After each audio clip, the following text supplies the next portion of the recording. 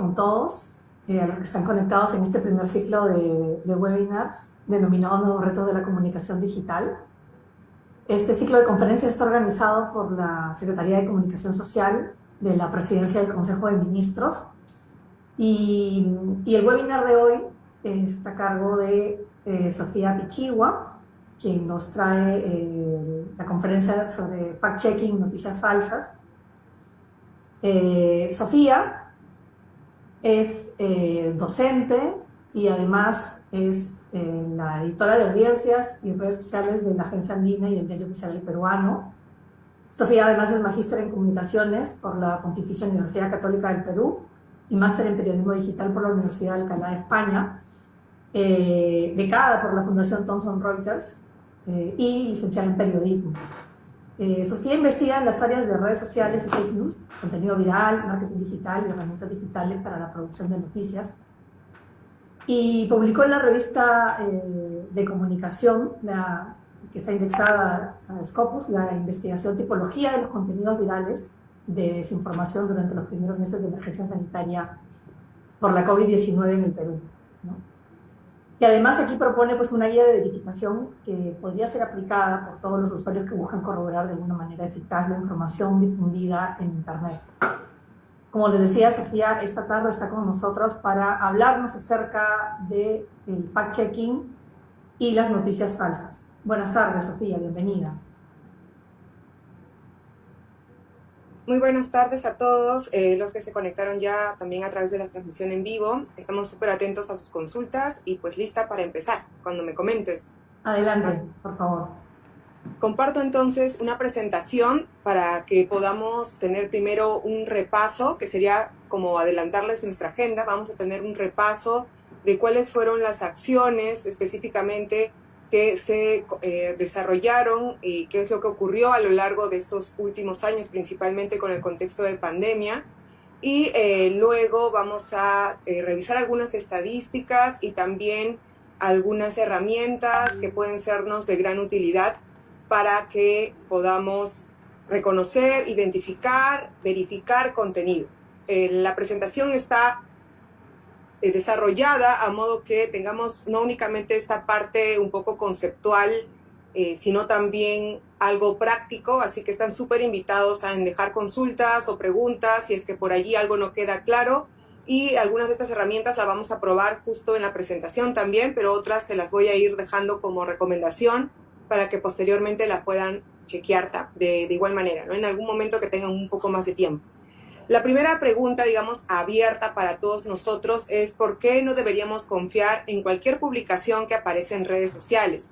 Y esto no únicamente involucra a lo que quizás un usuario, cualquier tipo de usuario que consume contenido en redes sociales se puede preguntar, sino sobre todo a los comunicadores, ¿no? Como periodistas, como comunicadores, tenemos una responsabilidad mayor, ya que la información que damos a la ciudadanía, a los usuarios en Internet, debe ser información 100% confirmada. No deberíamos estar dudando de que la información es real o no. Y para eso, en esta presentación les quería dar como contexto inicial qué es lo que ha ocurrido a nivel nacional e internacional, primero con el contenido desinformativo. El término más popularizado es el término de noticias falsas o fake news, que académicamente hablando no es el término más recomendado para manejar este tipo de estudios, pero que aún así por su popularidad ha marcado un poco la pauta también de qué tipo de contenido va apareciendo. Y bueno, lo que vemos por aquí es que en los últimos 5 años en el Perú tenemos algunos índices de interés a lo largo de este periodo de tiempo que nos facilita entender cuáles han sido los picos más altos del término noticias falsas o del término fake news, teniendo en cuenta nuestro contexto local. Y evidentemente, donde les dejo las flechitas, pueden reconocer rápidamente que se trata del periodo del año 2020, ¿no? Con picos sobre todo súper altos en ese año y todavía manteniéndose a lo largo de los siguientes meses. Y es que la pandemia en general ha trazado también, yo diría, un antes y un después en particular en cuanto a las responsabilidades detrás del contenido falso.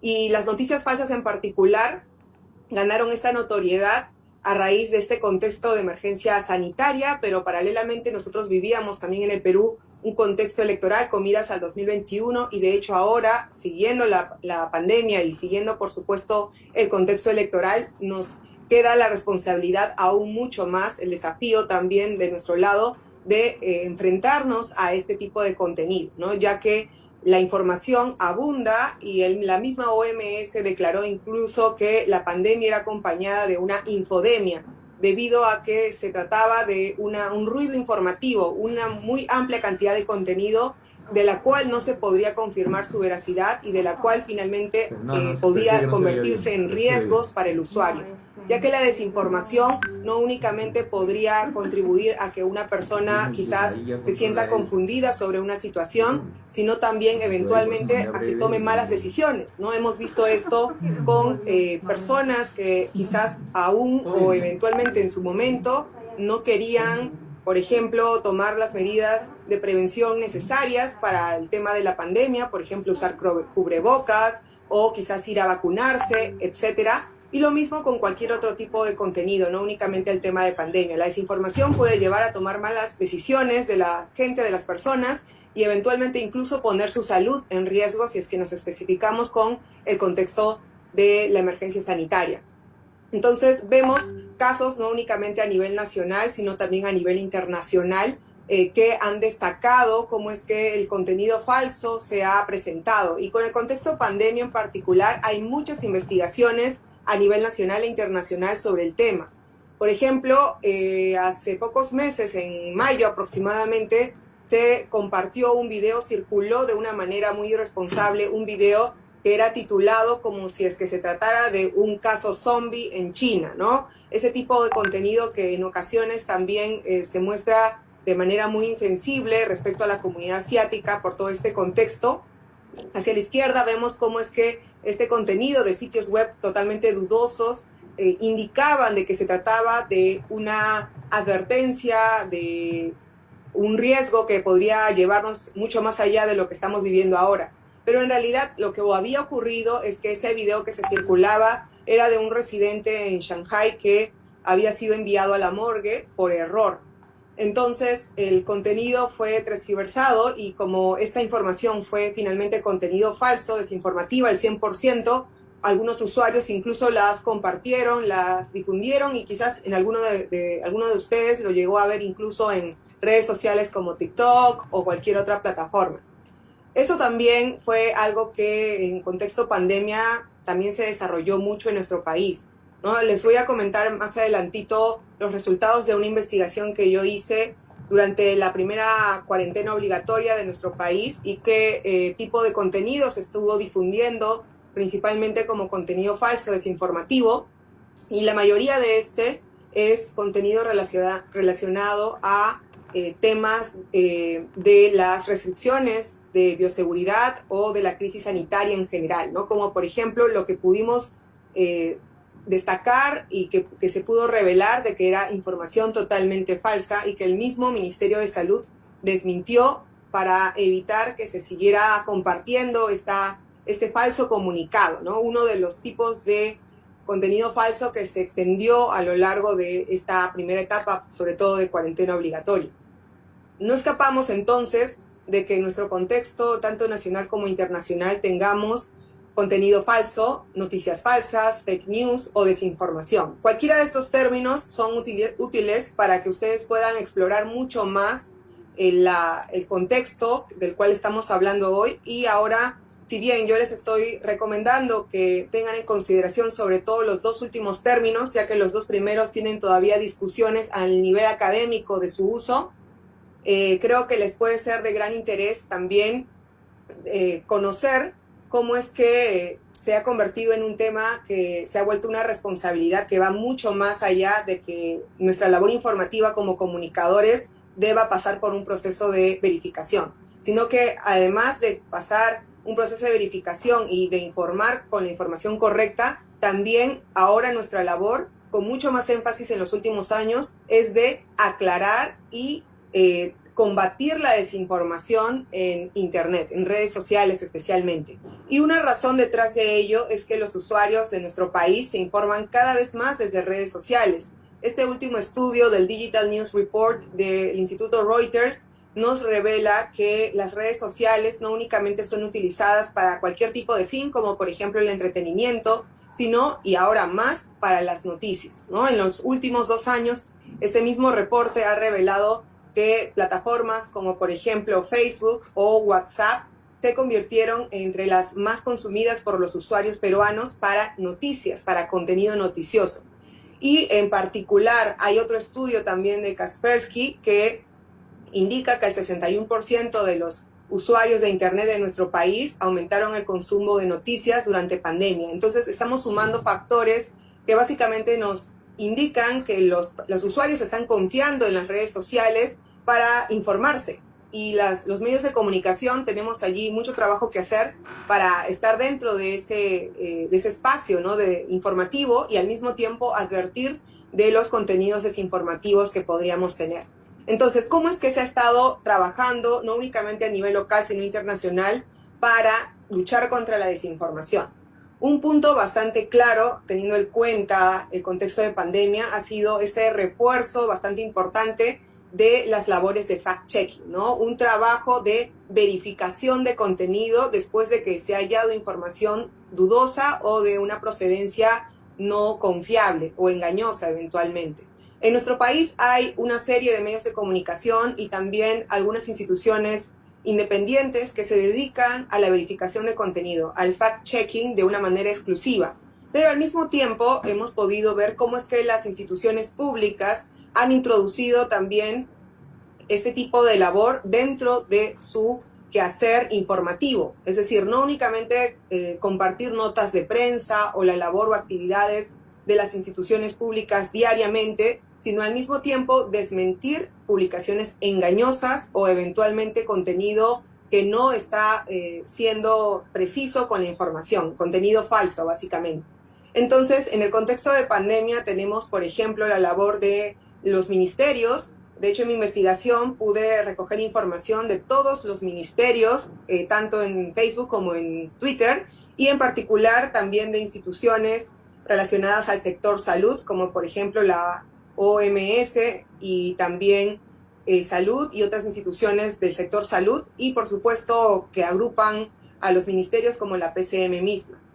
Entonces, aquí podemos chequear el hashtag, por ejemplo, de FactCheck, que sigue siendo utilizado por el Ministerio de Salud para advertir de contenido falso, principalmente para detectar esta información y luego verificar los detalles y advertir cuando se trata de información totalmente falsa.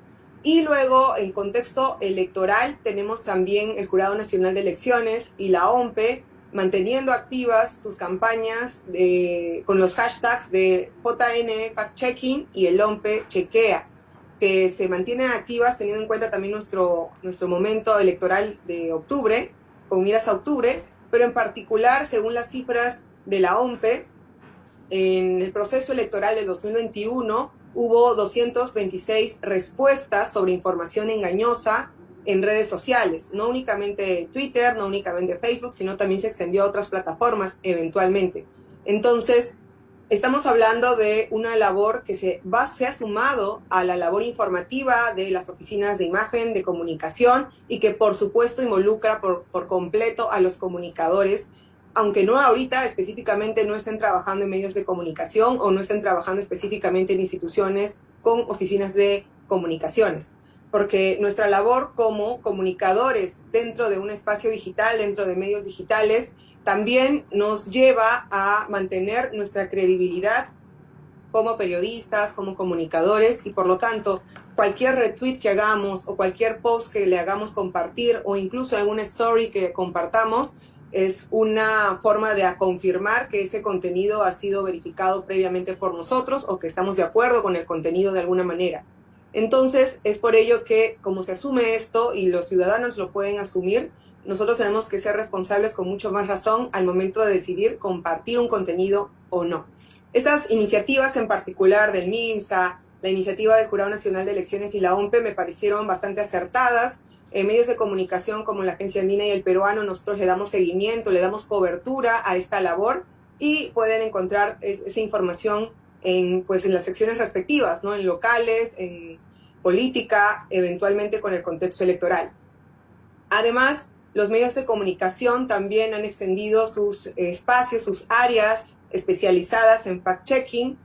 Antes teníamos un par de medios que destacaban de una manera bastante amplia y ahora por lo menos podría contar unos 4 o 5 que ya le dan una prioridad bastante alta a este tema, ¿no? Con las oportunidades que nos ha generado también la pandemia. Pero no únicamente los comunicadores estamos solos en esta labor. De hecho, las mismas plataformas, los medios de comunicación también. Y bueno, para eso hay que continuar con las advertencias. Por ejemplo, estas son algunas de los ejemplos de cómo es que se advierte en OMPE Chequea o en el caso de la plataforma del Ministerio de Salud Fact Check, este mensaje que ha sido detectado como mensaje o contenido falso. Para ello también es importante la labor de los mismos usuarios, de los ciudadanos que participan activamente y que de alguna manera reportan también ante las instituciones sobre este tipo de contenido de dudosa procedencia que podría ser engañoso o que en todo caso merece ser verificado y que las instituciones deben continuar con esta alerta de que se trata de un contenido falso o que evidentemente incluso podría generar un riesgo.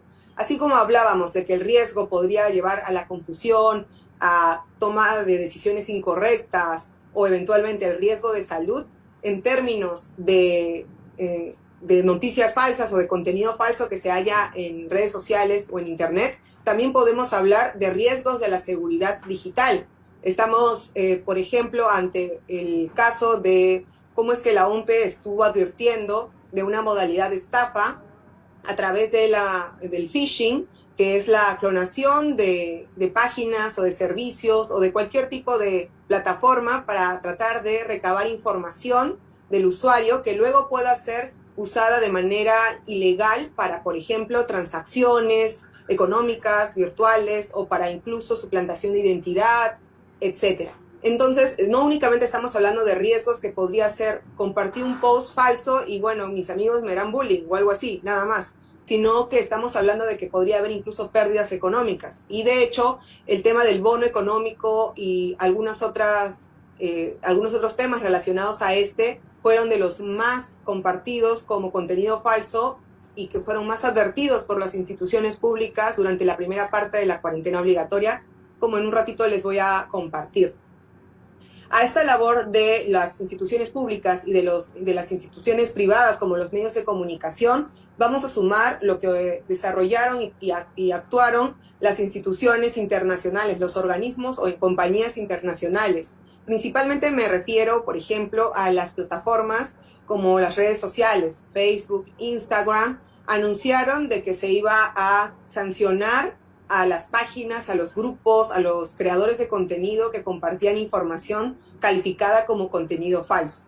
Y para ello, estas sanciones implicaban, por ejemplo, que ese contenido sea menos visible y por lo tanto tuviera menos posibilidades de que sea visto por más personas, tuviera menos reacciones, menos alcance en general. Y de igual manera, las páginas eran sancionadas para que pudieran evitarse cualquier tipo de riesgo, como por ejemplo que se coloque publicidad a un contenido falso, ¿no? Todo lo que tenía que ver con publicidad relacionada a pandemia y algunos temas electorales que también se mantienen en nuestro país están con algunas restricciones en particular, como por ejemplo que la cuenta que hace el anuncio, el anunciante, debe ser registrada previamente, que debe avisar a Facebook que se trata de un contenido vinculado al tema de pandemia o al tema de elecciones o temas sociales en general, y en particular en el caso de pandemia se prohibieron diversos tipos de anuncios, como por ejemplo el tema relacionado a las vacunas o a alguno de los otros temas que podían poner en riesgo la información oficial que se estaba compartiendo a nivel mundial, por ejemplo lo que decía la OMS, para evitar la desinformación, los mitos de salud. Se sancionó a estas páginas, a estos usuarios que compartían información falsa. Y luego tenemos otra vez otro tipo de advertencia que la practicó principalmente Google, Twitter y en general Meta, tanto Facebook, Instagram como WhatsApp, integraron pequeñas alertas, pequeños mensajes en los que en la parte inferior de cada publicación vinculado a la pandemia nos avisaba de que había sitios oficiales que difundían contenido del cual podríamos confiar con total tranquilidad. Entonces, esos mensajes ayudaban a que se reforzara la idea de confiar en instituciones públicas o en información oficial para luego recién compartir el contenido. Incluso Twitter, por ejemplo, ya había activado anteriormente una función que resultó mucho más útil también para los usuarios que, por ejemplo, todavía no estaban seguros de un dato que se compartía con enlace dentro de la red social. Y cada vez que se compartía o se hacía un retweet a una publicación con enlace, Twitter consultaba si ya habías revisado ese enlace previamente, sobre todo si es que detecta que no le hicieron clic a ese mensaje. Si bien esta función ya estaba avisada que se iba a integrar desde tiempo mucho más anterior a la pandemia, al contexto de pandemia, su uso se extendió a nivel de más países para que luego pudiera tener una mayor ventaja a los usuarios respecto al contexto desinformativo que se podía detectar en algunos momentos. Y bueno, este tipo de labor de las instituciones como los medios digitales se suma también al trabajo coordinado con instituciones de medios de comunicación o las mismas instituciones del sector salud. Por ejemplo, se realizó trabajo integrado entre verificadores de cada red social.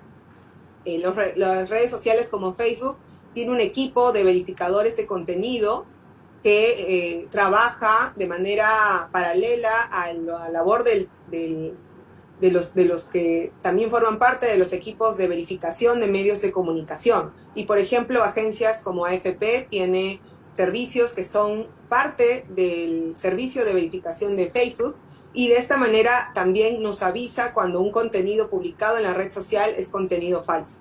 Y los usuarios pueden ser notificados de esta manera para evitar caer ante un contenido potencialmente riesgoso a nivel informativo. Y bueno, también se sumaron muchas más herramientas para los usuarios, ¿no? Para los usuarios en general, que quizás no estaban seguros de un dato, de una información, y para ello, por ejemplo, WhatsApp integró la función de reenviado muchas veces, porque en WhatsApp también se enviaba mucho contenido desinformativo. Un usuario que sospechaba de algún contenido que había recibido era avisado de si es que este era reenviado muchas veces, para que, si es que fuera el caso, pudiera estar advertido de que ese contenido podría generar algún tipo de riesgo, ¿no? Ante la información que estaba recibiendo. Y bueno, regresando al contexto de pandemia principalmente y al estudio del cual les hablé, que ha sido publicado este mes de septiembre en la revista de Comunicación, lo primero que pude hallar en mi investigación sobre contenidos desinformativos es que las instituciones públicas anunciaban o advertían de estos contenidos, no necesariamente la fecha en la que el contenido fue compartido, y esto básicamente porque se llegó a encontrar este contenido gracias a la viralidad que había alcanzado. Entonces, aún así, resulta una labor muy importante porque la comunidad podía participar de alguna manera también avisando de contenidos que podrían ser de riesgo. Y bueno, aquí, por ejemplo, uno de los resultados de mi investigación es la propuesta de una tipología de contenido falso, de desinformación, y si bien hay varias tipologías en el mundo académico, en la literatura, en la bibliografía que se puede consultar, la mayoría de estudios está enfocado por ejemplo, en Estados Unidos o en Europa, o si hablamos de habla hispana, principalmente en España, no muy enfocada en nuestro país o en el continente bueno, mejor dicho, en América Latina, en nuestra región. Entonces, para eso la tipología propuesta destaca este tipo de contenido que fue el mayor encontrado dentro de la investigación, y el 26% de los contenidos falsos que fueron advertidos por las instituciones públicas fueron engaños, y también tenemos un 21% de contenido que es exageración. Los engaños son contenido totalmente falso, que no hay dudas de que ese contenido es completamente falso. Más bien, la exageración representa contenido que podría tener alguna cuota de verdad, pero que específicamente también tiene contenido falso. Pero su intención no es engañar, como en el primer caso, sino generar confusión, quizás desestabilizar en algún momento la institución o cualquier tipo de contexto particular. Y bueno, luego tenemos las alertas falsas, que básicamente se trató de contenido suplantado, que suplantó la identidad de las instituciones principalmente, aunque también incluso de medios de comunicación o de personalidades en el mundo de la ciencia, del mundo del sector salud. Por ejemplo, médicos que se suplantó su identidad para poder difundir información engañosa o falsa. Y luego tenemos estafas que por su nombre claramente nos refieren a hechos delictivos para que las personas caigan ante esta mentira y de esta manera puedan tener perjuicios, que no únicamente tienen que ver obviamente con el tema informativo, sino incluso con términos económicos. Aquí estamos hablando principalmente de los engaños que buscaban que las personas que estaban con necesidades, sobre todo poblaciones vulnerables, trataran de recabar más información sobre el tema de los bonos económicos que se otorgaron en ese periodo de tiempo, y que finalmente se trató de contenido que llevaba a sitios web falsos donde dejaban información que podía poner en riesgo, ya ven, su economía principalmente. Y en el último caso tenemos las descontextualizaciones, que se centraban más que todo con imágenes o fotografías que revelaban un contenido real, pero que estaba completamente en un contexto fuera de lugar, ¿no? Esas fotografías que mostraban personas en hospitales, cuando en realidad no era fotografía de esa fecha de la pandemia, sino era una fotografía anterior, por ejemplo, o en un contexto totalmente diferente, ¿no? Por ejemplo, en una emergencia de un terremoto o de un sismo. Entonces, ese tipo de contenidos que estaban descontextualizados buscaban también, de alguna manera, confundir a la ciudadanía. Esos eran los principales tipos de contenido que pude detectar, teniendo en cuenta el contexto de pandemia y principalmente la advertencia de instituciones públicas como los verificadores de contenido a nivel local. Luego tenemos también otro tipo de un dato adicional relacionado a cuáles fueron las entidades, principalmente del sector salud, que fueron más mencionadas, y en este caso, además del Ministerio de Salud, por supuesto, también se consideró al Ministerio de Desarrollo e Inclusión Social, el MIDIS, y el Ministerio de Educación como las fuentes citadas para contenido falso. Principalmente cuando se intentaba, por ejemplo, compartir comunicados falsos o alertas falsas de restricciones o de información incluso sobre los casos de COVID o sobre el bono económico o sobre las clases virtuales, ¿no?, que tuvimos en ese periodo de tiempo de cuarentena obligatoria. Y bueno, otro detalle importante es el tema de cuáles fueron los medios digitales, ¿no? Las redes sociales, en general, las plataformas más utilizadas para compartir contenido falso. Y aquí WhatsApp fue la principal plataforma, la principal aplicación utilizada para la difusión de estas noticias falsas en nuestro país, en ese contexto de la primera cuarentena de la pandemia. Pero además también se pudo hallar de que se usaron múltiples redes sociales a la vez, ¿no? Redes sociales como Facebook, Twitter, Instagram y otras, incluso TikTok para el contenido falso. En cuanto al tipo de contenido o el formato que se utilizó, las fotografías fueron los elementos más empleados para los contenidos falsos, y las temáticas, como les había más o menos adelantado hace un ratito, estaban enfocadas en la crisis sanitaria, ¿no? Todo lo que tenía que ver en particular con la pandemia, el bono económico para las familias que lo requerían, las restricciones de bioseguridad y también los mitos de salud. Aunque también se pudo encontrar algunos otros temas durante ese periodo de tiempo que no estaban vinculados únicamente con la pandemia, ¿no? Como por ejemplo contenido vinculado al tema del sector educativo o eventualmente contenido vinculado al sector público principalmente. Entonces, esas características de los contenidos falsos que pudieron ser halladas dentro de esta investigación nos ayudan un poco a que podamos estar alerta, ¿no? A qué tipo de características son las que las personas que difunden contenido falso utilizan. Y aquí justo tenemos una pregunta de cómo entonces podríamos mejorar la verificación de contenidos en los medios digitales, que nos pregunta Led Mariños aquí en el Facebook. Pues una de las respuestas es justamente lo que les quería compartir. ¿Cuáles serían esos pasos básicos que deberíamos seguir para verificar contenido? Y luego me voy a dar un tiempito para hacer algunos ejemplos más específicos usando las mismas herramientas que les voy a recomendar. Y este primer paso debería ser vinculado principalmente a que nosotros tomemos conciencia sobre quién comparte la información, ¿no? Los comunicadores y los periodistas específicamente nos basamos en fuentes de información. Entonces, si es que encontramos un contenido, si nos llega a la redacción, a la red social, un contenido, debemos preguntarnos si el usuario que comparte ese contenido es un usuario confiable. Podemos medir esa confiabilidad de acuerdo a varias características que les comparto por acá. Una de ellas es si es que tiene una cantidad de seguidores representativa y no únicamente el número, porque también hay usuarios que publican contenido que es falso finalmente y tienen miles de seguidores incluso. Entonces también hay que revisar un poco la calidad de esos seguidores. Dependiendo quién sigue a ese usuario, podríamos sentir un poco más de confianza, ¿no? Y lo mismo si es que vemos que hay, por ejemplo, instituciones que siguen a ese usuario, tanto públicas como privadas, o otros usuarios a los que nosotros también seguimos y de los cuales ya sabemos que hay un nivel de confianza, de información, etc. La biografía de ese usuario, el historial de mensajes, de alguna manera también nos ayuda a tener un panorama un poco más claro.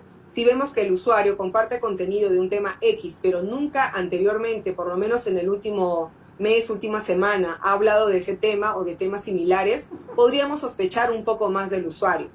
Y bueno, luego de ello podríamos también considerar qué tipo de contenido comparte, ¿no? Una cosa es hablar del tema A o tema B y luego ver qué tipo de contenidos es ese contenido, ¿no? Por ejemplo, si son fotos, si son videos, etcétera, ¿no? El contenido propio podría darnos un poco de luz de que ese usuario suele generar contenido propio y de esta manera podríamos confiar un poco más en la información.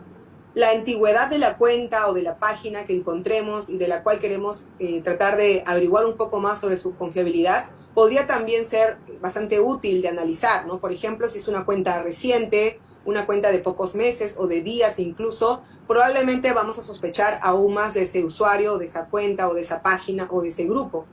Entonces aquí podríamos tener en consideración que las cuentas un poco más antiguas nos podrían revelar un consumo de esa red social permanente, por lo que la producción del contenido que genere el usuario podría tener un grado más de confiabilidad, ¿no?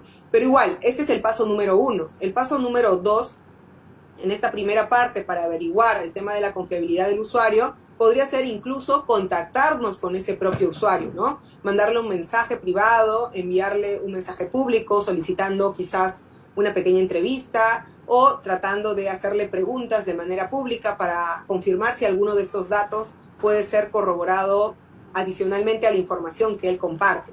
Cuando ya tengamos algo más claro si es que el usuario potencialmente es un usuario confiable, allí podríamos trabajar también con otras recomendaciones, como por ejemplo el paso número 1 que les decía del tema del usuario, sobre todo si se tratara de una página de Facebook o de un grupo de Facebook, ustedes podrían ver la antigüedad de la cuenta haciendo clic en la pestaña de transparencia. En un ratito les muestro directamente cómo pueden encontrar esta sección dentro de una página, pero es muy sencillo. Al hacerle clic en la sección de transparencia, ustedes tienen la mayor cantidad de información posible de la página, incluyendo quién administra la página, incluyendo, por ejemplo, si es que esa página es nueva o si es reciente, si cambió su nombre y tiene alguna intención que podría ser sospechosa. Entonces, por ejemplo, si es que ven que ese contenido que se comparte es supuestamente de, no sé, de Arequipa y el que creó el contenido en realidad vive en España, pues qué tipo de confianza podríamos ganar de ese usuario. Necesitaríamos que primero averigüemos si esa fotografía o cómo es que tomó esa fotografía, ya que su origen, su ubicación actual es España y no es Arequipa, ¿no? Entonces allí podríamos tener mucho más cuidado con la confianza que puede generar el usuario. Creo que ese paso de evaluación sobre el usuario es indispensable, ¿no? Todo lo que estuvimos viendo hace un minuto para poder confirmar si el usuario aparentemente es confiable. Pero les decía, esa información no es suficiente tampoco. Ya podríamos decir el usuario es confiable, pero hay que luego trabajar en el contenido, es decir, en lo que dice el usuario que supuestamente es lo que está ocurriendo. Para eso podemos utilizar búsqueda avanzada, utilizar el buscador de Google, el buscador avanzado de Twitter, el buscador avanzado de Facebook y de cada red social para que al utilizar términos relacionados podamos encontrar coincidencias de ese contenido con otros o eventualmente detectar si es que hay un potencial riesgo, ¿no?, del contenido que se comparte. Y bueno, les voy a hacer un pequeño ejercicio sobre este tema en un momento también para que puedan ver qué funciones pueden ser útiles durante la búsqueda avanzada al momento de encontrar o hallar algún contenido de interés. Y bueno, este paso siguiente se enfoca también en la parte de la ubicación, de la geolocalización, porque sobre todo es muy importante detectar si es que el lugar que es mencionado es un lugar real, que la foto corresponde a la ubicación exacta de la cual se está hablando.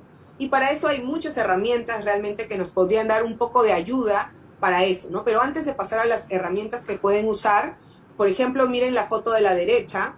En esta foto de la derecha, la imagen nos muestra a una persona cerrando un container, ¿verdad? Y lo que podemos ver y detectar de una manera muy rápida es, por ejemplo, detalles que vemos en la foto como el tema del peso, la identificación del container, las marcas que están involucradas dentro de esta foto. Y esa información es súper valiosa para que luego podamos tener confirmación, por ejemplo, de una ubicación o confirmación de que si esa empresa realmente trabaja en ese país o si es que ese tipo de containers o el código del container representa a una ubicación geográfica u otra.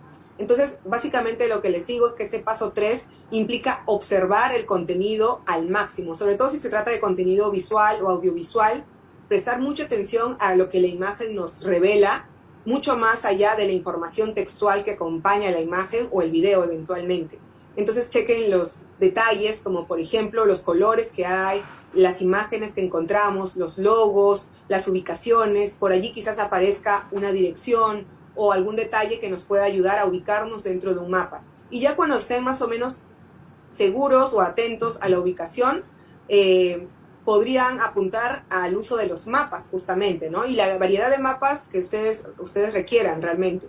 En mi uso en particular, yo utilizo Google Maps, Google Street View o Google Earth para poder acercarme un poco más a la verificación de contenido, sobre todo fuera del foco, ¿no? Cercano a nuestra ubicación, ¿no? Si queremos verificar algo de China, como lo que estamos viendo en la foto de la derecha, pues no vamos a chapar un avión e irnos a China, ¿no? Ni en 24 horas, sino que necesitaríamos utilizar herramientas digitales inicialmente en un punto inicial para poder tratar de acercarnos a una posible verificación. Y eso es posible gracias a las herramientas como los mapas, y no únicamente los de Google, también hay otros mapas, así que por ahí les dejé un enlace complementario que luego les puedo compartir para que puedan tener acceso también a esas otras herramientas. Y les muestro un pequeño ejemplo, ¿no? De cómo es que Google Street View se puede utilizar para eso también en unos minutos próximos. Hay otras herramientas que más bien están enfocadas en el contexto visual, ¿no? En el uso de imágenes, en el uso de videos. Y bueno, desde ya les comento el trabajo minucioso que implica analizar una foto o analizar un video. De hecho, analizar un video todavía sigue siendo una labor extenuante y muy laboriosa, principalmente porque requiere de que presten atención a cada detalle, no únicamente visual, sino incluso el audio que puede haber y cualquier tipo de contenido que se pueda mostrar. Entonces, para eso les recomendaba esta herramienta que es We Verify de Indeed. Ahorita en particular está en actualización, en mantenimiento, por lo que no van a poder ingresar directamente, pero posteriormente van a, seguro, sin problemas, poder probarla. Y aquí pueden analizar videos teniendo en cuenta el contexto del video, tanto de Facebook como de Twitter, como de YouTube. También pueden sacar los fotogramas claves de un video, porque si se dan cuenta, para analizar un video tendríamos que ir de segundo a segundo, casi de cuadro por cuadro, y algunas cosas de esas es imposible pausando nada más el video, ¿no? Entonces, si es que no tenemos herramientas como, por ejemplo, para que el tiempo del video se alargue y de esta manera tener un poco más de espacio para ver los fotogramas, o no tenemos, por ejemplo, Premiere o algún otro programa para poder hacer cortes específicos en algunas imágenes, podemos usar esta herramienta que lo que hace es sacar fotogramas clave dentro del video, de acuerdo a la URL que ustedes pongan, a la dirección web del YouTube o del Facebook, etcétera, y luego con esas imágenes hacer un análisis ya visual del contenido para detectar algún elemento que pueda ser clave en la ubicación, en la información que nos ofrece. Y bueno, eso también tiene un buscador de lo que se llama la búsqueda inversa integrado, que no únicamente incluye a Google, sino a Bing y a otros buscadores complementarios. Y lo mismo con las imágenes. También pueden utilizar esta herramienta para tratar de detectar algunas ediciones en particular dentro de la imagen o extraer la información de una foto que han encontrado o que han recibido en redes sociales.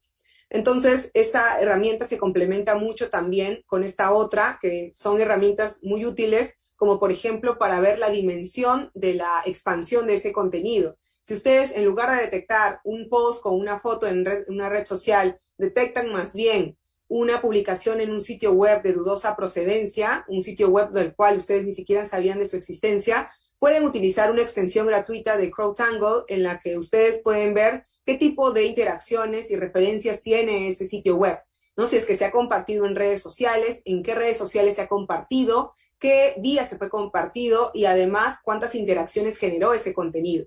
Este es un ejemplo con un caso de una noticia, pero ustedes podrían usar esa extensión con cualquier contenido, ¿no? En un ratito también les muestro cómo se activa esa extensión. Otra herramienta muy útil es la verificación de fotografías editadas y hay muchas opciones para ello, ¿no? Por ejemplo, la de la izquierda nos da detalles sobre qué elementos podrían haber sido editados dentro de una foto, ¿no? Por ejemplo, el tema de la bandera. Ustedes ven este mapa que se ven como si fueran un mapa de calor. Puede detectarse eventualmente dentro de una imagen si es que ha habido algún cambio, alguna edición dentro de la foto, ¿no? Por ejemplo, cambios de colores, que se ha agregado algún elemento dentro de la foto, etcétera. Yo sugeriría que para el uso de esta herramienta tengan una asesoría también de alguien especializado vinculado al área del diseño, de la imagen en general, porque interpretar estos gráficos no es tan simple, ¿no? A simple vista, a veces se puede encontrar que en particular, ese elemento ha sido agregado dentro de la foto, pero en otras ocasiones es mucho más difícil, entonces allí sugeriría que apuesten quizás por la asesoría de algún especialista en imagen, en edición de imágenes, para que puedan reconocer esos cambios que podría haber, tanto en la herramienta de la izquierda como en la herramienta de la derecha, que es el Photo Forensics. Y bueno, luego tenemos este último paso en recomendación, que es acudir a los colegas, acudir a los sitios que han registrado ya servicios de verificación de contenido. Y es que, así como nosotros estamos intentando verificar contenido de algún tema, hay otros que ya eventualmente podrían haber verificado o contrastado si esa información es falsa o no.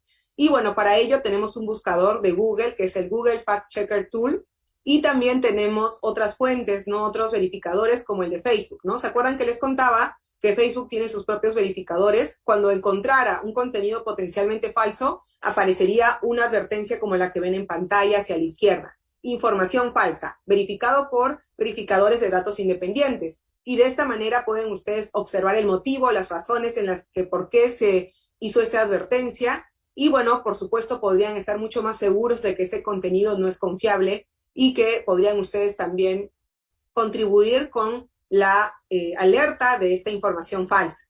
Entonces, estos 5 pasos que me parecen esenciales y que se pueden sumar a otros pasos que ustedes realizan, me parece de que deberían interiorizarse. Pero antes de pasar a algunas herramientas pequeñitas que hemos visto ahora, es muy importante que seamos muy conscientes de que no todo se puede verificar únicamente con herramientas digitales, ¿no? Es imposible que descubramos si es que ha habido un zombie de verdad en China o no, únicamente analizando el video, fotograma por fotograma, o etcétera, ¿no? Para eso hay que trabajar una guía de verificación un poco más desarrollada que incluya otro tipo de fuentes de información. Así que la investigación que hice justamente me permitió, a raíz de las características de los contenidos falsos de nuestro país detectados, tratar de proponer algunas acciones que puedan ayudar a que la verificación, el proceso de verificación sea mucho más claro cuando se trata de diversos tipos de contenido. Entonces, así como ven en este cuadrito, vemos cuáles serían las acciones imprescindibles de verificación de contenido teniendo en cuenta las características del contenido potencialmente falso. Por ejemplo, si es un contenido de redes sociales, ustedes lo primerito que deberían hacer es consultar por la autoría del contenido. Y es que es muy común ver que un contenido de WhatsApp aparezca en Twitter o en Facebook o que termine incluso en TikTok, cuando en realidad el creador del contenido no es el que publica necesariamente la información. Entonces, para eso, ese es uno de los pasos indispensables, contactar con el creador del contenido y de esta manera verificar no solamente que el contenido sea real, sino también la autoría de ese contenido, porque hay que aquí tener en cuenta que si eventualmente producimos algún contenido luego con esta información, necesitamos darle crédito al usuario y recibir su autorización para poder compartir la información. Entonces, por allí ustedes podrían empezar. Al mismo tiempo que esto se debe contrastar con fuentes oficiales, con el uso también de otras herramientas complementarias como las que hemos visto anteriormente. Y yo creo que podrían ustedes revisar con mucho más detenimiento cada una de estas características de los contenidos que podrían finalmente tener una serie de pasos que seguir, ¿no? Ahí la clave es únicamente no tener en cuenta que se puede usar redes sociales, sino que el tema del uso de herramientas digitales, de tecnologías de la información, es el paso más rápido quizás, paso uno, pero que luego hay muchos pasos más que ustedes deberían continuar y no dejarlo únicamente con redes sociales, salvo que haya la posibilidad, ¿no? Por ejemplo, si es que quieren fiarse de alguna información de redes sociales, el paso inmediato luego de revisar el tema de la autoría, de la antigüedad y todo lo demás, es si es que se puede contrastar con una fuente oficial. Por ejemplo, si es que vemos que un contenido de un incendio en alguna dirección,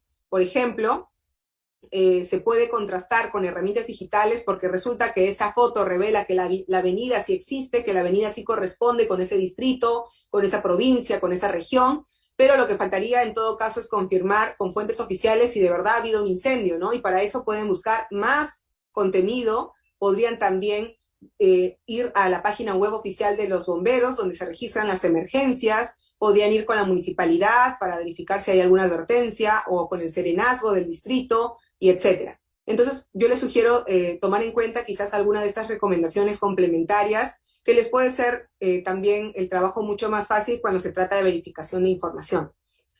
Pero bueno, mientras por ahí me preparo para mostrarles alguna de estas herramientas, les voy a compartir mi pantalla en esta oportunidad para ver qué tipo de recursos nos pueden ser útiles, ¿no? Para justamente aplicar las herramientas de las cuales hablaba. Entonces, para eso, pues yo les preparé algunas ventanitas para que vean qué uso se le puede dar a estas herramientas. Aquí vemos una publicación de una web. Ustedes pueden probar esta herramienta con cualquier web y simplemente lo único que tienen que hacer es instalar la extensión para Google Chrome de CrowdTangle, que es una herramienta bastante útil, la verdad, y que les permite justamente conocer esos detalles de qué interacciones ha habido en redes sociales como Facebook y luego qué tipo de referencias tiene un contenido dentro de un sitio web, ¿no? Como ven en pantalla, automáticamente al colocar ese pequeño clic en el botoncito de la extensión de CrowdTangle, me va a ayudar a ver qué otras páginas han compartido el contenido en esta red social, en este caso en Facebook, y ustedes pueden ir variando, ¿no? De Instagram a Facebook, de Twitter, y también pueden usar Reddit si es que quisieran verificar el contenido por allí y ver qué tipo de impacto ha tenido el contenido. Entonces, así pueden de alguna manera también priorizar contenidos que se deben advertir con mucho más prisa que otros. Aquí, por ejemplo, nos dice cuántas veces fue publicado este contenido, cuántas interacciones tuvo en total, cuántas personas en cuanto a nivel de seguidores están involucrados a la que pudo haber llegado esta publicación. Y lo mismo, ¿no? Tanto con sitios web como con otras páginas, ustedes pueden hacer ese hallazgo. Si es que por el momento no hay ningún contenido que ha sido referenciado con esta URL, pues significaría que por el momento ese contenido es probablemente reciente. Entonces podrían utilizar otras herramientas para verificar la información en realidad, ¿no? En este caso, la información precisa. Con esta herramienta de CrowdTangle, la extensión, podemos confirmar, por ejemplo, si es que esta información ha aparecido en otros lados, si esta información ya es antigua, y por lo tanto me podría, por ejemplo, ayudar a tomar decisiones como priorizar un tema versus otro, o luego averiguar más en las otras páginas que han compartido la información, ¿no? En el Facebook, en el Twitter, en el Insta, etc. Yo les recomiendo mucho esta extensión, que es de CrowdTangle, que vimos hace unos minutillos en el paso número 4. Y dentro de ese paso también les hablé de InVid. Aunque ahorita esté en mantenimiento, no va a funcionar específicamente el uso de la herramienta. Igual les quería comentar cómo se usa para que luego la puedan probar. Lo único que tienen que hacer es elegir la opción que ustedes desean, ¿no? Ya ven que pueden usar video, que pueden usar imagen o la búsqueda inversa. Y aquí pueden elegir el punto de análisis de video o si quieren de frente el de fotogramas clave, colocar la dirección del video y luego le pondrían enviar. Como ahorita este mantenimiento no nos va a aparecer nada, pero lo que ustedes verían sería pequeñas miniaturas de cada fotograma destacado de acuerdo a la herramienta, ¿no? La herramienta toma en cuenta un algoritmo que analiza cada elemento dentro del video y de esta manera trata de detectar imágenes que tengan mucha información. Por ejemplo, que muestre muchos letreros o que muestre personas para poder ver si es que es la persona a la que nos estamos refiriendo o no, y etcétera, ¿no? Esto funciona tanto con un archivo que ustedes pueden subir de su compu en formato MP4 como un video dentro del Twitter, del Facebook o dentro de YouTube. Y luego de unos minutos van a poder ver los resultados. Como ahora es el mantenimiento, les voy a sugerir otra herramienta complementaria que también hemos citado, y en este caso tiene que ver con el análisis de búsqueda inversa. Entonces, para eso yo he abierto una imagen que estaba en Twitter, y esta imagen nos dice mucha información, aunque uno parezca, ¿no? Esta imagen es supuestamente un reporte del Cenami, al Cenami, de que está lloviendo en esta ciudad. Entonces, con lo que estamos viendo acá, podemos tener mucha información que podemos contrastar luego con el tema de geolocalización. Por ejemplo, lo que podemos detectar rápidamente aquí es que tenemos una avenida principal, tenemos algunos edificios que nos dan información sobre posibles ubicaciones, por ejemplo, un hotel, este de acá que es una veterinaria, dice agroveterinaria. Luego tiene otra clínica veterinaria acá al costadito. Luego tiene aquí una casa de empeños, dice, de electros, de vehículos, de herramientas. Y por acá hay unos carritos que tienen también unos letreros en la parte del de atrás. Entonces, si hacemos zoom a estas herramientas, a esta foto, digo, podríamos detectar incluso mucho más detalles. Podría ser de que incluso lleguemos a ver la dirección de alguna de las casitas que vemos acá al frente de esta avenida. Lo que podemos hacer de un momento inicial es primero hacer una búsqueda inversa, ¿no? La búsqueda inversa, para eso se utiliza Google. Hacemos clic derecho. Bueno, si no tienen la extensión de InVid instalada, simplemente es hacer clic derecho y buscar en Google, pero si la tienen instalada como yo, les va a aparecer la posibilidad de hacer búsqueda inversa en muchas plataformas, entre estas en Google. Entonces, haciendo clic en Google, me abre una nueva ventanita y aquí me sale algunos resultados vinculados a la imagen. Por ejemplo, se ven otras imágenes similares, también temas relacionados al contexto que estamos viendo. Probablemente aquí ha detectado un área urbana y por lo tanto me está dando resultados relacionados a esos temas. Y luego, como ven, aquí nos está mostrando una coincidencia. Es esta foto que ha sido compartida en Twitter, en este caso en este tweet, y lo que deberíamos hacer es hacer los pasos que vimos, ¿se acuerdan? Paso número 1, ver el usuario, paso número 2, ver el tema de que si es confiable, no es confiable, el uso de las herramientas, etc. Y luego buscar detenidamente en los tipos de contenido que comparten, ¿no? Y bueno, de esta manera yo les recomiendo que usen la búsqueda inversa, ¿no? Si es que quieren una repetición, por si acaso abrí otra imagen, y al hacer clic, igual, clic derecho, a abrir esta imagen haciendo una búsqueda en Google, y si no tienen esa función, digo, si tienen la función del InVid, directamente pueden buscar en todos estos buscadores, incluso en todos a la vez, o eventualmente utilizar Google, y como les comentaba, se va a abrir una ventana en la que ustedes pueden tener algo de información sobre esta ubicación y luego ver si es que se coincide o no coincide, ¿no? En este caso, la foto está rápidamente relacionada con un tweet del Ministerio de Salud. De hecho, de ahí saqué la foto, ¿no? Y si es que eventualmente encontráramos coincidencias, podríamos ver si es que, por ejemplo, el tema de la ubicación es la real, ¿no? Si acá dicen de que esta ubicación, según el tweet, decía que era Ucayali, nosotros podríamos ver si es que realmente tiene alguna relación con otras fotos vinculadas a ese lugar, a esa comunidad dentro de Ucayali. Y bueno, para eso podríamos complementar la búsqueda inversa con la búsqueda avanzada. Entonces, ustedes podrían hacer otra vez una búsqueda nueva, y para la búsqueda avanzada hay algunos operadores que son muy útiles, ¿no? Por ejemplo, podríamos hacer búsquedas si es que una persona comparte el comunicado de supuestamente el Ministerio de Salud, porque no sé, hay una nueva restricción o hay algún nuevo hecho y queremos confirmar ese detalle, nosotros sabemos que la información debería estar en el Ministerio de Salud, en su web oficial. Entonces, podríamos hacer una búsqueda por sitio web. Entonces, por ejemplo, yo voy a colocar uso de mascarillas, también un poco el contexto ahora, y luego vamos a usar el operador de búsqueda site. Cite, dos puntos, y conocemos el dominio de nuestra página, en este caso Minsa es gov.p. Bueno, si quieren pueden usar Minsa también dentro del sitio, y de esta manera ya podríamos estar viendo contenido. Pero ven, acá tenemos 31,000 resultados. Yo no tengo mucho tiempo para estar revisando estas más de 10 páginas. Entonces puedo usar herramientas complementarias de búsqueda avanzada. Además del site, puedo usar herramientas y aquí puedo filtrarlo, por ejemplo, de las últimas 24 horas. Y tarán, encontramos páginas, en este caso mucho menos resultados, como ven, y encontremos páginas oficiales, ¿no? De gov.p que ya me podrían dar un poco más de señal para que se pueda encontrar la información que yo estoy buscando. Además, hay otro tipo de recursos, ¿no? Por ejemplo, esta vez le voy a quitar el filtro de fecha y vamos a usar un segundo operador de mis favoritos, que es el file type. Si están buscando un documento, les puede ser muy útil porque pueden colocar el formato del tipo de archivo, por ejemplo PDF, y automáticamente van a tener una cantidad de resultados, en este caso 19,000, y todos los archivitos van a estar en formato PDF. Ahora, esto se complementa de nuevo con las herramientas que hemos visto, ¿no? Por ejemplo, que esto sea en el último mes, o que sea en el último año, o incluso en un periodo de tiempo personalizado. Por ejemplo, que sea del 1 de septiembre al 22 de septiembre. Y de esta manera aparecen los resultados también, ya con una cantidad de páginas un poco más viable de revisar una por una.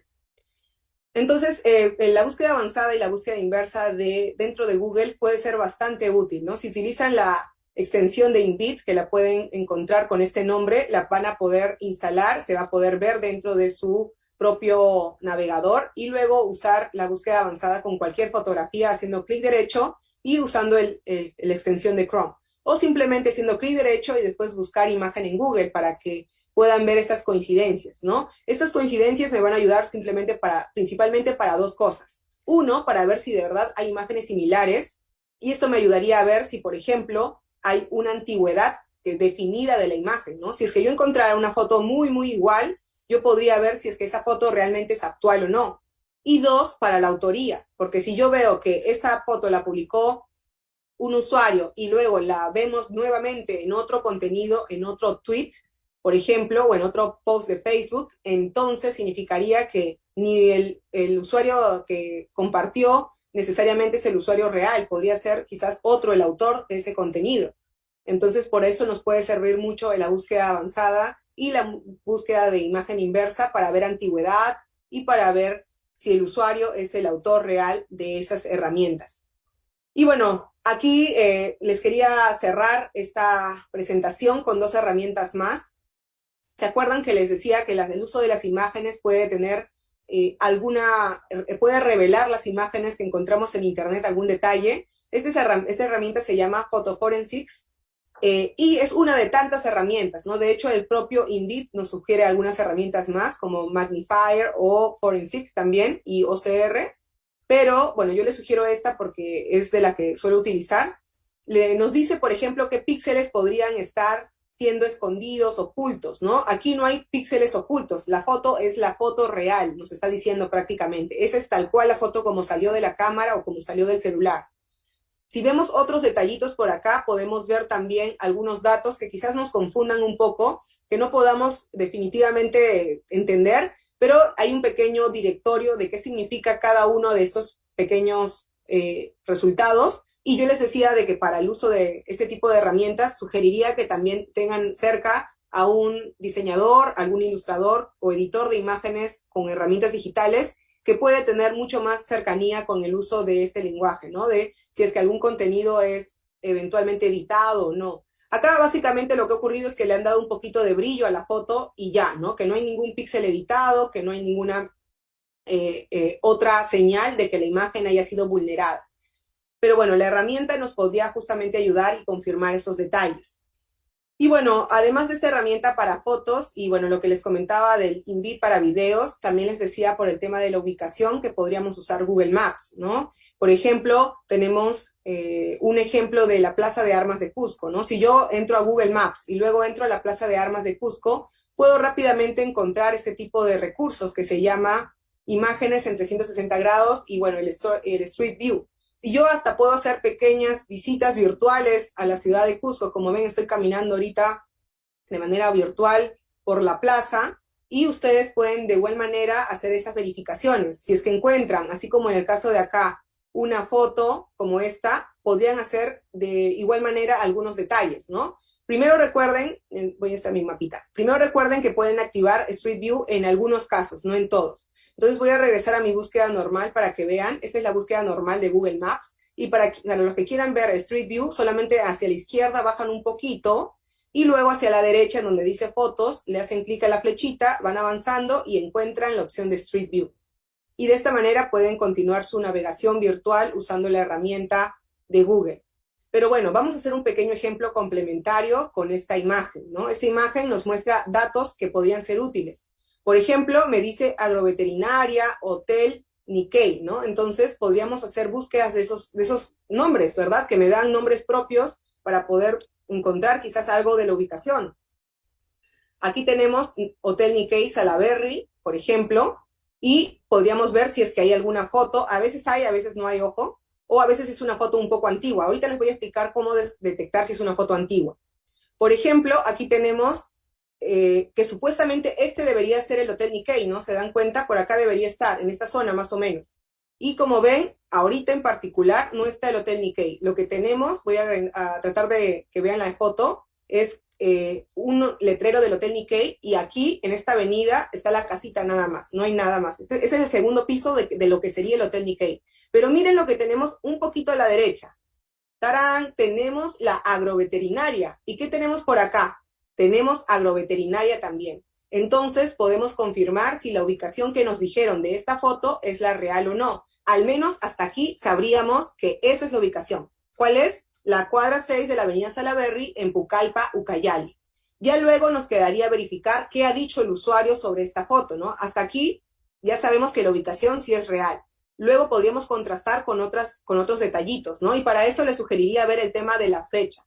Por ejemplo, Street View nos da un histórico de las fechas, nos dice que tenemos en el 2013, nuevamente diciembre y luego 2014. Pero hasta el 2014 es una fecha un poco antigua, ¿cierto? Y el Hotel Nikkei es nuevo al parecer, porque no aparece dentro de esta vista previa del 2014. Entonces pudo haber ocurrido luego de esa fecha de julio del 2014, quizás en febrero, en agosto, septiembre, etcétera. Y bueno, ya nos quedaría seguir con la investigación, tratando de buscar más información que pueda sernos útil, ¿no? Al parecer, esta tienda de inversiones múltiples, pues ya no está, y ahora está el hotel que vemos acá hacia la izquierda, con todo pintado, de hecho.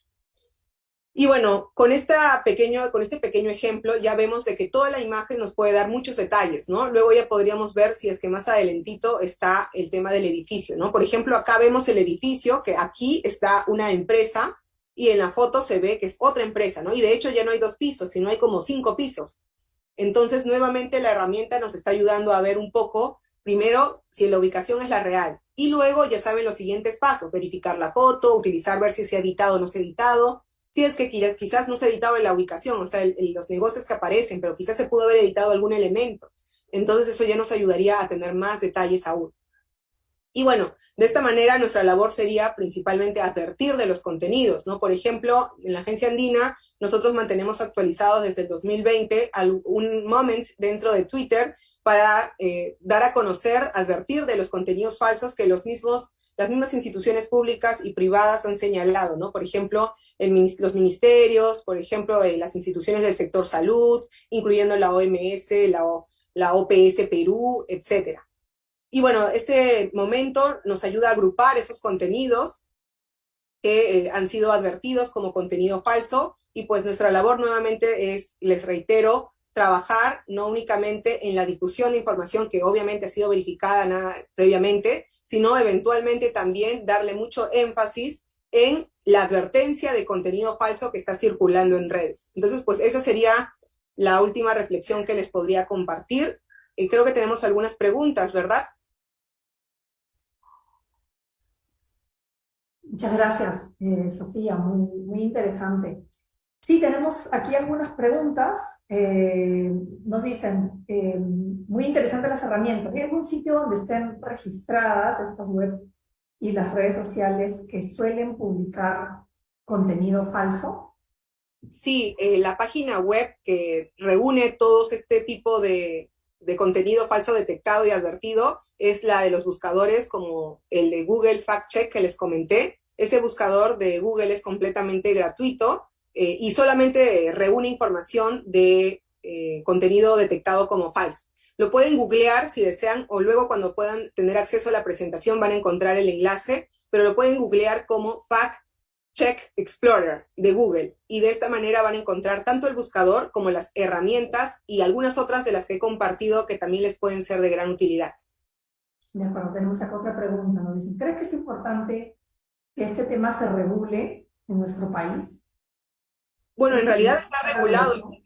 El contenido, o sea, difundir contenido falso está regulado, ¿no? Ya hemos visto publicaciones del Poder Judicial donde nos advierten de la cantidad de años de pena privativa de la libertad por compartir contenido falso, ¿no? Y todos los otros delitos que involucran, por ejemplo, el tema de difamación, etcétera. Entonces sí ya tiene, está inscrito, ¿no? Dentro del Código Penal. Ahora, lo que podría mejorarse es estas estrategias de comunicación y de advertencia, ¿no? Que yo creo que la labor que están realizando el Jurado Nacional de Elecciones, la OMPE, ahora en el contexto electoral, es aún más importante, ¿no? Entonces creo que reforzar esos equipos podría ser una buena decisión, y bueno, apoyarlo desde otros sectores, ¿no? Porque es parte de la responsabilidad también de los medios de comunicación, de otras instituciones públicas vinculadas al proceso electoral.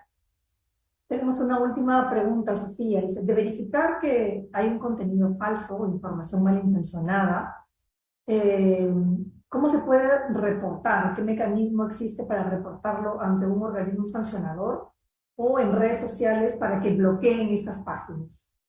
Sí, en primer lugar, tenemos el equipo de verificadores en nuestro país, que es aliado de Facebook principalmente, pero ya saben que cuando hablo de Facebook también me refiero a WhatsApp y a Instagram. Entonces es contactarlos. Por ejemplo, la República tiene la República Verificador para que puedan contactarlos a través de sus redes sociales. AFP Factual, que es de la agencia AFP, tiene una cuenta en español, si mal no recuerdo. Y bueno, todos los verificadores que también son independientes y tienen una labor bastante importante, podrían contribuir a ello. Si es que es un usuario que quiere de alguna manera una acción inmediata, acudir a los verificadores aliados de Facebook es el paso ideal, porque el reporte de usuario a Facebook podría tomar desde horas hasta semanas. Pero claro que también está disponible esa opción, ¿no? Cualquier usuario puede hacer clic en los 3 puntitos al ladito de la publicación y luego reportarlo como contenido falso, para que los verificadores sean advertidos de ese reporte y luego se pongan a chambear justamente en la verificación del contenido.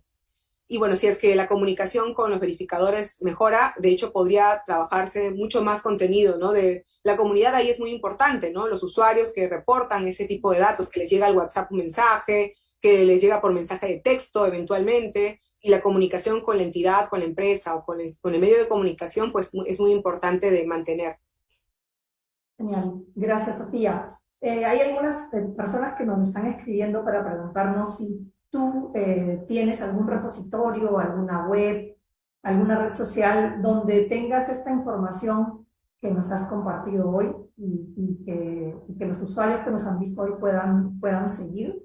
De ser así, quizás puedas comentarlo, compartirnos quizás tus redes o algún blog donde tengas estas guías o esta información para que toda la audiencia que ha estado hoy día conectada pueda también tener esta información. Te agradecemos mucho por este espacio en el que hemos aprendido mucho sobre el fact-checking de noticias falsas. Sofía Pichigo es editora de audiencias de la Agencia Andina y del Peruano. Agradecemos mucho tu participación. No sé si quieres agregar algo más, Sofía, en nombre de la... Sí, cuéntanos. Voy a compartir la presentación con la Oficina de Comunicaciones del Gobierno del Perú para que puedan compartirla sin dificultad. Igual en mi web personal la pueden encontrar, es periodista.pe, www.periodista.pe, y pues estoy atenta también a que cualquier consulta pueda ser compartida conmigo y de esta manera tratar de ayudar un poco, ¿no? Las recomendaciones en general creo que pueden ser también aplicadas no únicamente desde medios de comunicación, ¿no? Sino cualquier usuario realmente podría aprovechar estos recursos para reforzar un poco, ¿no?, la información que comparte.